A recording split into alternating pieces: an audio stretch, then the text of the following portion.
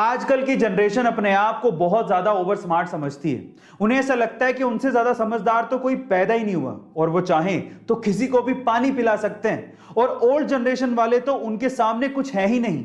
अगर आप भी ऐसा सोचते हैं तो चलो एक कहानी सुनते हैं, उसके बाद फैसला करेंगे कि समझदार कौन है। तो हुआ कुछ यूं कि एक बूढ़ा सा आदमी अपने एक ठेले पे तरबूज बेच रहा था और उसके लिए उसने ठेले के सामने एक बोर्ड लगा रखा था और बोर्ड पे लिखा था एक तरबूज 30 रुपए का, लेकिन 3 तरबूज 100 रुपए के। ठीक है।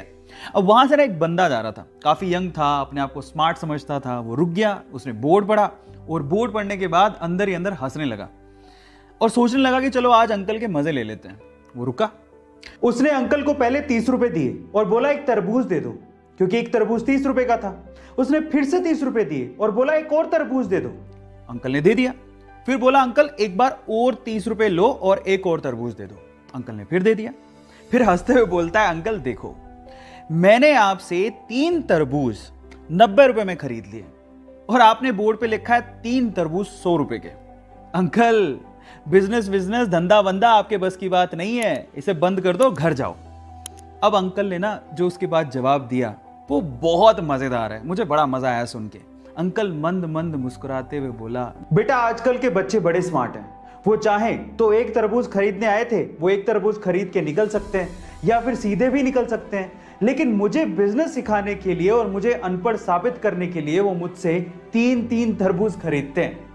तरबूज वाले अंकल ने वाकई में बिजनेस करने का एक तरीका समझा दिया है। कैसे, मैं आपको बताता हूं। एक्चुअली अगर आप वाकई में अपने बिजनेस में सक्सेसफुल होना चाहते हैं और अगर आप ये चाहते हैं कि आपके कस्टमर आपसे लॉयल रहें, आपकी शॉप पर बार बार आते रहें और कहीं ना जाएं, तो एक चीज आप अपने दिमाग में डाल लीजिए।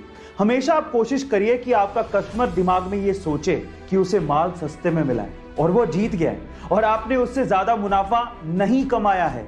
जब कस्टमर दिमाग में जीता हुआ महसूस करता है ना, तो वो आपकी शॉप पर बार बार आएगा। और यही तरबूज वाले अंकल ने भी किया। उन्होंने इसीलिए अपनी दुकान के आगे वो बोर्ड लगाया ताकि हमेशा लोग ये समझें कि वही सबसे समझदार हैं और अंकल बेवकूफ हैं। Now moral of the story, देखिए ऐसा है कि चालाक होने में और बुद्धिमान होने में काफी फर्क होता है।